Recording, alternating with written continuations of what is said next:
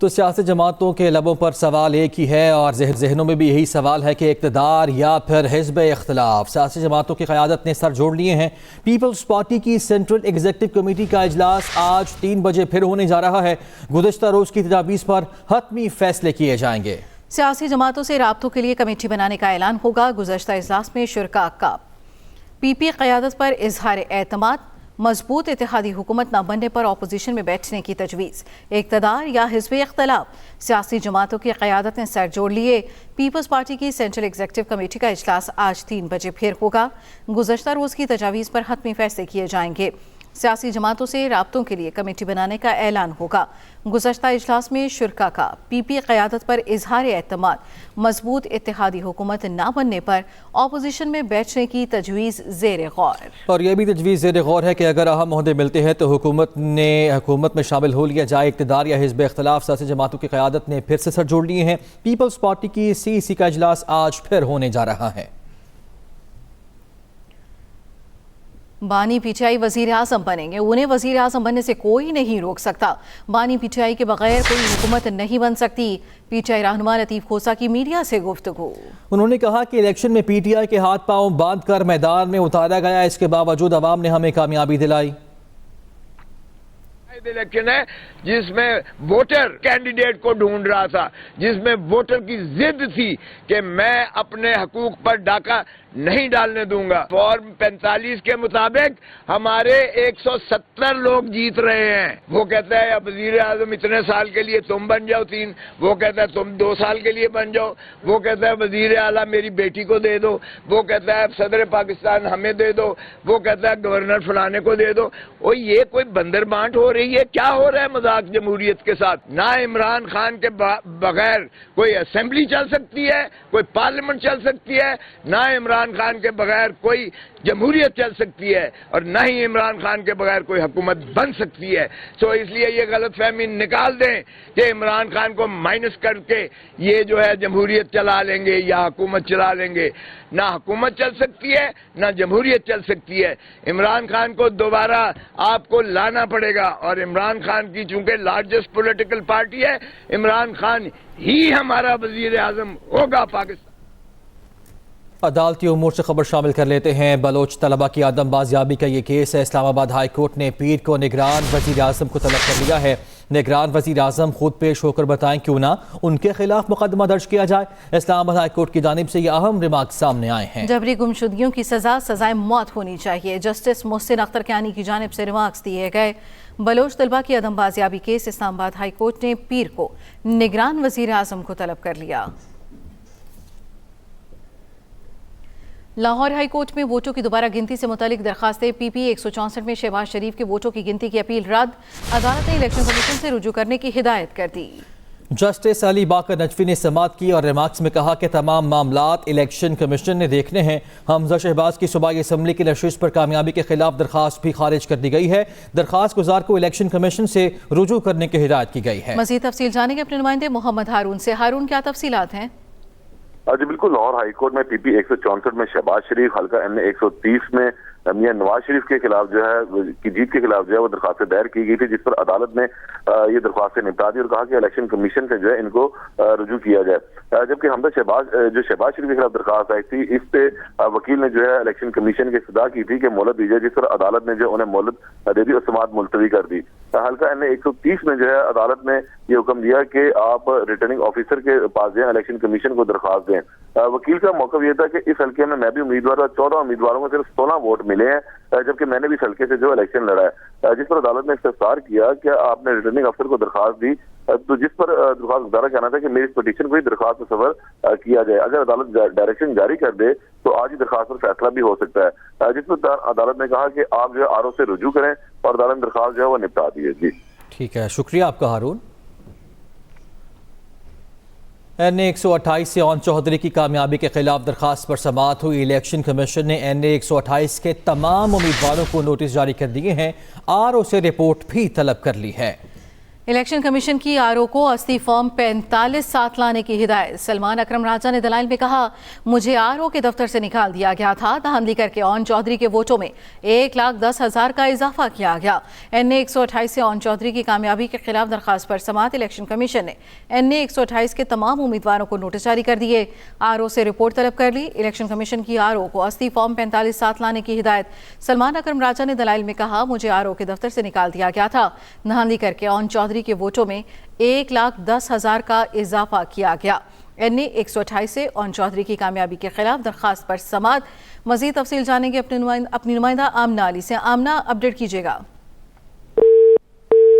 NA 128 से own Chaudhary की कामयाबी के खिलाफ दरखास्त पर समाअत इलेक्शन कमीशन की जानिब से NA 128 के तमाम उम्मीदवारों को नोटिस जारी कर दिए गए और आरओ से रिपोर्ट भी तलब कर ली गई। NA 128 से ओन चौधरी कामयाब हुए थे। इससे पहले सलमान अकरम राजा जो उनके मुखालिफ उम्मीदवार थे, उनकी जानिब से लाहौर हाई कोर्ट से रुजू किया गया था।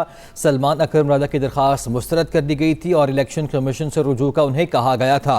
तो अब ये मामला पहुंचा है NA 128 से ओन चौधरी की कामयाबी का इलेक्शन कमीशन के पास।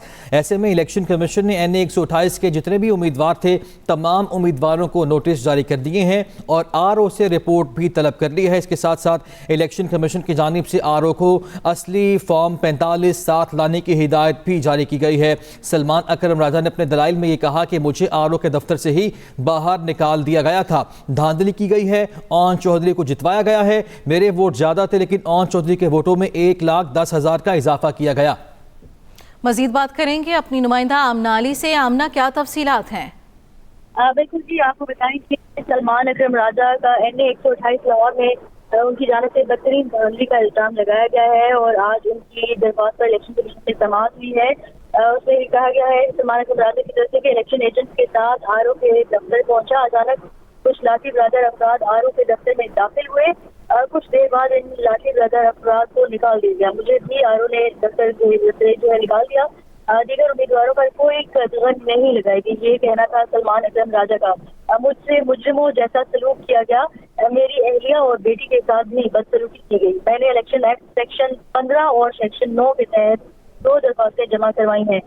सलमान अकरम राजा ने कहा कि जीतने वाले उम्मीदवार ओन चौधरी और दीगर उम्मीदवारों को फरीक बनाने की दरख्वास्त भी दायर कर दी गई है सलमान अकरम राजा की जानिब से। और दौरान समाअत उनकी जानिब से ये कहना था कि अगले रोज मैंने हाई कोर्ट से रुजू किया। हाई कोर्ट के ऑर्डर के बावजूद दोपहर 1 बजे फॉर्म 47 जारी किया गया।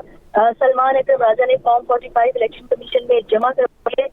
उनकी जानिब से ये कहना था कि 437 पोलिंग स्टेशन से जीता और टोटल 443 पोलिंग स्टेशन से धांधली करके ओन चौधरी को वोटों की जो वोट्स हैं उनमें 1,10,000 का इजाफा किया गया। NA 128 का टर्न आउट 39% दिखाया गया। सूबाई नशस्त का 58% दिखाया गया।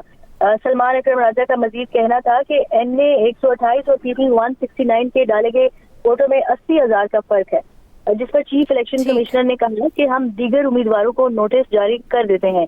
बहुत शुक्रिया आमना तफसील पहुंचाने के लिए। पंजाब में 2/3 अक्सरियत हासिल कर ली है। इत्तेहादियों से मिलकर हुकूमत बनाएंगे। मरियम औरंगजेब की जानिब से एक्सप्रेस न्यूज़ के मॉर्निंग शो एक्सप्रेसो में गुफ्तगू की गई। उन्होंने कहा, वज़ीर आज़म का भी कोई फैसला नहीं हुआ, मुशावरत का अमल जारी है। जो मुस्लिम लीग नून के अंदर एक मुशावरत का अमल है with other parties federal level के ऊपर टू फॉर्म गवर्नमेंट, और पंजाब में अल्हम्दुलिल्लाह हम मेजॉरिटी अटेन कर गए हैं और उसी के मुताबिक पंजाब में इंशाल्लाह गवर्नमेंट बनाएंगे। पंजाब मुस्लिम लीग नून का गढ़ था और जो रिजल्ट्स हैं उसने भी ये साबित किया है जो वजीर आजम का फैसला है वो नहीं हुआ और वजीर आजम के कैंडिडेट नवाज शरीफ साहब ही हैं। पाकिस्तान स्टॉक मार्केट रिकवरी की जानिब बढ़ने लगी। इंडेक्स 1000 से ज़ायद पॉइंट्स की कमी के बाद बढ़ने लगा। इंडेक्स 60,700 पॉइंट्स पर ट्रेड कर रहा है। दिन के आगाज में इंडेक्स 60,000 की हद से भी नीचे चला गया था। कारोबारी हफ्ते का आज दूसरा रोज है। ऐसे में पाकिस्तान स्टॉक मार्केट में रिकवरी की जानिब ये बढ़ती हुई स्टॉक मार्केट दिखाई दे रही है। इंडेक्स 1000 से ज़ायद पॉइंट्स की कमी के बाद अब बढ़ रहा है। इंडेक्स 60,700 पॉइंट्स पर अभी ट्रेड कर रहा है। दिन के आगाज में इंडेक्स 60,000 की हद से भी नीचे चला गया था। अब सूरत हाल कुछ बेहतर होती हुई दिखाई दे रही है। पाकिस्तान स्टॉक मार्केट अब रिकवरी की जानिब बढ़ रही है। آگے بڑھتے ہیں. ابھی خبر یہ ہے چودھری پرویز الہی کی اہلیہ کی درخواست پر NA64 گجرات میں دوبارہ گنتی کا عمل جاری ہے. حلقہ NA64 کے 359 پولنگ سٹیشنز ایسے ہیں جہاں پہ فارم 45 کے مطابق امیدواروں کے ووٹ اب ٹیلی کیے جا رہے ہیں. 8 فروری کو ہونے والے انتخابات میں NA64 سے مسلم لیگ ق کے امیدوار چودھری صالح کو کامیاب قرار دیا گیا تھا. آزاد امیدوار قیسرہ الہی نے ریٹرننگ افسر کو دوبارہ گنتی کی درخواست دی تھی. چودھری پرویز الہی کی اہلیہ کی درخواست پر NA64 گجرات میں دوبارہ گنتی کا عمل جاری. حلقہ NA64 کے 359 پولنگ سٹیشنز کے فارم 45 کے مطابق امیدواروں کے ووٹ ٹیلی ہوں گے. قومی اسمبلی کے حلقہ NA148 ملتان کا فارم 47 ایک مرتبہ پھر جاری. پیپلز پارٹی کے یوسف رضا گیلانی کی جیت کا مارجن 293 ووٹوں سے کم ہو کر 104 رہ گیا. نئے جاری شدہ فارم کے مطابق یوسف رضا گیلانی نے 68,059 ووٹ حاصل کیے ہیں، جبکہ ان کے مد مقابل تحریک انصاف کے حمایت یافتہ آزاد امیدوار تیمور ملک نے 67,955 ووٹ حاصل کیے ہیں. تو نیا فارم جاری کیا گیا ہے جس کے مطابق اب جو جیت کا مارجن تھا سید یوسف رضا گیلانی کا پہلے وہ 293 تھا، اب 293 سے کم ہو کر یہ مارجن صرف 104 رہ گیا ہے. قومی اسمبلی کا یہ حلقہ NA148 جہاں سے سابق وزیر اعظم اور پیپلز پارٹی کے رہنما یوسف رضا گیلانی کامیاب ہوئے تھے 293 ووٹوں کے مارجن سے. اب اس کا فارم 47 ایک بار پھر جاری کیا گیا ہے اور ان کی جیت کا مارجن 293 سے کم ہو کر 104 رہ گیا ہے. HBL PSL کی بات کر لیتے ہیں. HBL PSL 9 کا کاؤنٹ ڈاؤن شروع ہو چکا ہے. ٹرافی کی رونمائی آج لاہور کے ریس کورس پارک میں ہونے جا رہی ہے. میچ آفیشلز کا بھی اعلان کر دیا گیا ہے. کیا تفصیلات ہیں جانیں گے اپنے نمائندے محمد یوسف انجم سے. بتائیے گا یوسف.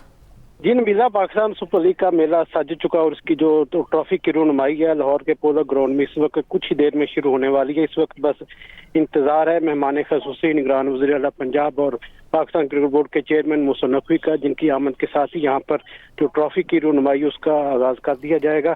اور یہاں پر جو انتظامات ہم نے دیکھنے کو مل رہے ہیں وہ بہت زبردست کیے گئے. اور یہ جو غیر ملکی گھوڑوں سوار ہیں اس وقت جو لاہور پولو میں جاری نیشنل پولو چیمپئن شپ کا حصہ ہے، وہ گھوڑ سے سوار اپنی ایک خوبصورت انداز میں یہاں پر ٹرافی لے کر پنڈال میں رکھیں گے، جس کو یہاں پر میڈیا کے نمائندگان موجود ہیں وہ اپنے اس کو ایکسپن کریں گے. اور اس وقت جو ٹیم کے کپتان ہیں چاروں وہ یہاں پر پہنچ چکے ہیں. 2 ٹیموں کے کپتانوں کی آمد کا انتظار ہے، بابر اعظم اور شاداب خان کا. اس کے علاوہ جتنے بھی ٹیم مالکان ہیں وہ بھی یہاں پر پہنچ چکے ہیں. پاکستان سپر لیگ کے لیے 4 ٹیمیں یہاں پر لاہور میں موجود ہیں اور کیونکہ پاکستان سپر لیگ کے 9 میچز کی میزبانی قذافی اسٹیڈیم کو سونپی گئی ہے، جس کی تیاریاں شروع کر دی گئی ہیں اور آج ٹیموں کی پریکٹس بھی کی جائے گی. جی ٹھیک ہے، بہت شکریہ یوسف انجم. امریکی صدر بائیڈن نے اسرائیلی وزیر اعظم نیتن یاہو کو اپنی نجی گفتگو کے دوران گالی دے دی. برطانوی میڈیا کے مطابق صدر بائیڈن نے اسرائیل کو غزہ میں جنگ بندی پر آمادہ کرنے کی کوشش کی. نیتن یاہو نے امریکی صدر کی بات ماننے سے صاف انکار کر دیا. امریکی صدر بائیڈن نے اسرائیلی وزیر اعظم نیتن یاہو کو اپنے نجی گفتگو کے دوران گالی دے دی. یہ دعویٰ کیا جا رہا ہے برطانوی میڈیا کی جانب سے صدر بائیڈن نے اسرائیل کو غزہ میں جنگ بندی پر آمادہ کرنے کی کوشش کی تھی. نیوز اسٹوڈیو سے اب تک کے لیے اتنا ہی. تازہ ترین خبروں سے باخبر رہنے کے لیے رہیے ایکسپریس نیوز کے ساتھ.